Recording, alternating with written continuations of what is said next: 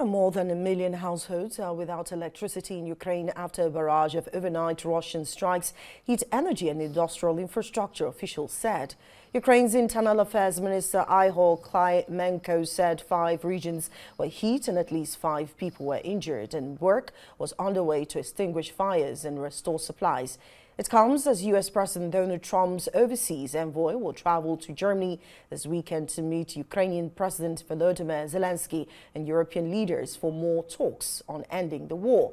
Steve Witkoff, who has been leading White House attempts to mediate between Ukraine and Russia, will discuss the latest version of the proposed peace agreement in Berlin. Meanwhile, U.S. President Donald Trump drew explicit parallels between a Cold War era sporting triumph and present-day global conflict, invoking the 1980 miracle on ice victory over the Soviet Union as he spoke about ongoing efforts to end the Russia-Ukraine war. When asked what lessons the victory offered for today's conflicts, Trump directly referenced Ukraine. What's the lesson for Ukraine from this win from 45 years ago when you defeated Russian team against all odds? Well, it's a similar situation, isn't it? Let's see what happens. We're working on seeing if we can make a deal right now. We're gonna see. We'll soon know, I guess. We're gonna see a lot of death. Last month, fellas, 25,000 soldiers were killed in Ukraine and Russia. 45,000. Can you imagine that? It's ridiculous. Mr. President. No, wait. You have to be nice and easy. She's very aggressive. Okay, please. Thanks, Mr. President. Can you tell us how this free economic zone would work in the Donbass and land that the Russians took by force? Well, I don't want to do that now. It's a very complex situation, but it would work, and a lot of people want to see it work. And all I want to do is I want to stop the death of 25,000 people a month. Zelensky says a key point of disagreement with Washington over how to end the Russian war in Ukraine remains the fate of land in the east. He said the U.S. plans calls for Ukraine's troops to withdraw from the Donetsk region without forcing the Russians to do the same. We had conversation with the United States team about possible security guarantees for Ukraine, and we are working on a framework document, and it must be strong enough to truly work. We believe this document should be approved by the United States Congress. This would mean real, solid, legally binding security guarantees for our country. Well, joining me now is Hamilton Odunze, an international affairs analyst in Boston, Massachusetts. Let's dive into this new 20-draft revised plan from the Ukrainian and U.S. envoy, Steve Witkoff's visit to Berlin this weekend to discuss with Zelensky. Now, how likely is it that Russia will agree to withdraw from Ukrainian territories, given its past statements on that region?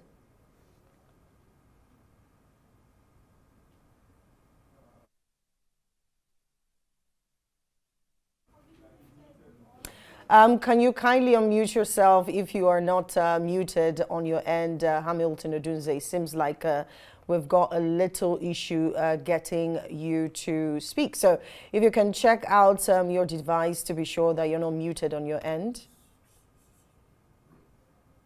So yeah, I'm unmuted now. Thank you very much. So yeah, so as I said, it's not very likely that Russia is going to withdraw from Ukraine. The fate of territories in eastern Ukraine remains one of the most sticking points in the negotiations.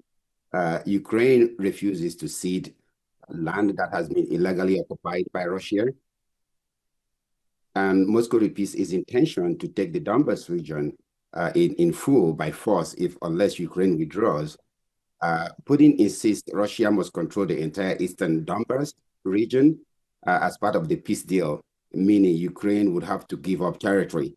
And Putin is not a man we know, to go back on demands. This would have been resolved a long time ago. So Ukraine sees the giving up of land as unacceptable reward for Russia's aggression. Zelensky also fears that Moscow will use the territory as a launch pad for future attacks. So it is not, when you put all these things together, it is not likely that Russia would withdraw after all these years of fighting. So what are the implications of a free economic zone then in eastern Ukraine, and how would it be governed if that is the case?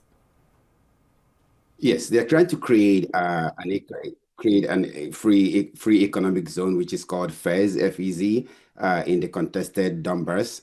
This has emerged as a central pillar of the U.S. mediated peace process. It has diplomatic and strategic implications. The most important are territorial compromise and creation of a security vacuum. Ukraine regards the creation of this free economic zone as a de facto formalization of Russia's territorial zone, and it creates a security vacuum for Ukraine. It also, has several economic implications, but one of the most important economic implication, is access to resources. Uh, this is where the question of who controls the zone's mineral resources arises. Recently, the U.S. has embedded mineral security into its foreign policy. Analysts expect that creating an economic free zone would be another sticking point to the to ceasefire and the end of the war. So how will the US, EU, and Russia balance their interests in Ukraine given their competing goals? We know that the US, Russia, Ukraine has interests. So how would they balance those goals then? Right. We have seen a critical shift. It has emerged in how these major players balance their interests in Ukraine. The U.S. primary interest is an immediate end to the war, to refocus on domestic and Indo-Pacific priorities. However, with the recent discussion of establishing economic free zones, this interest may change in the near future given the new Donald Trump's foreign policy. But the EU views Russia as a direct existential threat, and its interest is to discourage Russia from invading other countries around them to rebuild the USSR. They seek to impose sanctions by permanently freezing approximately $246 billion in Russian assets. The EU also aims to integrate Ukraine into its security architecture in response to Russia. Russia's interest, on the other hand, is territorial expansion, but analysts await the outcome of the recent talks with KOF. So I'm glad you brought in the issue of EU and their interests and the role they have to play in this. That brings me to the question: what role will NATO then play in Ukraine's security guarantees, and how would this impact Russia's relations with the West? Yes, whatever role NATO plays is going to be a very long-term role. For example, they'll be involved in capacity building, substantial military aid, and political support through the NATO-Ukraine Council. NATO will continue to strengthen Ukraine's defense sector through, multi-year programs.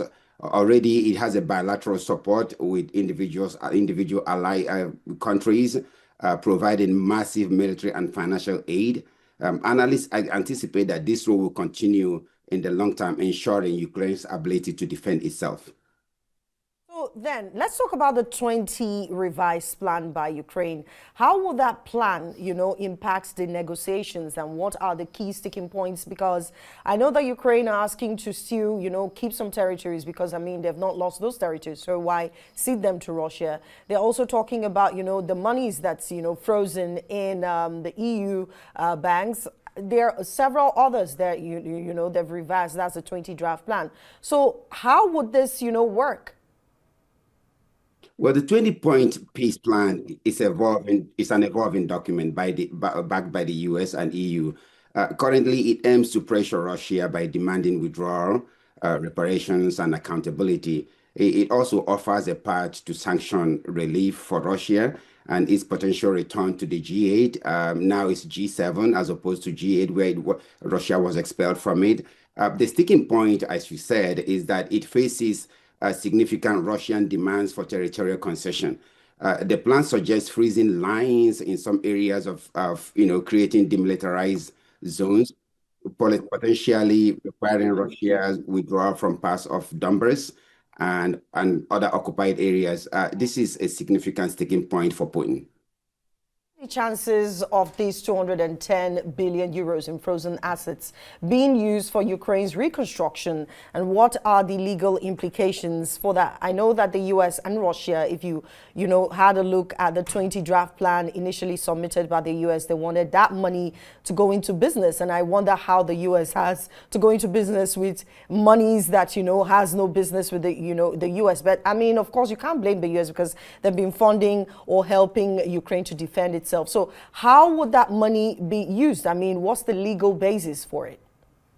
It is an ongoing negotiation, right? The likelihood of using Russia's frozen assets to rebuild Ukraine is very high. And this is coming from the EU. The EU, as I said before, now is the G7, as Russia is no longer part of it. It would have been the G8.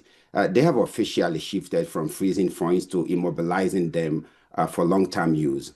I mean, as of yesterday, which is December 12, the EU agreed to freeze 210 billion euros, approximately $246 billion of Russian central bank assets, and this is indefinitely. This means that countries such as Hungary and Slovakia will no longer be able to block the vote, as under the previous arrangement, voting occurs every 6 months. It gave Hungary and Slovakia the opportunity to veto it. The likelihood of rebuilding Ukraine using frozen Russian assets at this point is very high. But as I said, it is an ongoing negotiation. So I'm wondering, just before I let you go, what are the humanitarian implications of a potential deal, and how will Ukraine's civilians be protected? That is one thing we're hardly talking about, besides the fact that their energy and infrastructure is being targeted. At the end of the day, it seems like we're not putting into consideration the civilians that are also being targeted. Because if you talk about security guarantees, we're talking about the lives of civilians here. Yes. Let me tell you this. The number is staggering.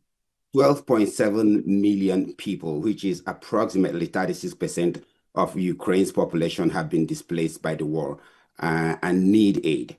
A deal would halt the trend and stop civilian deaths.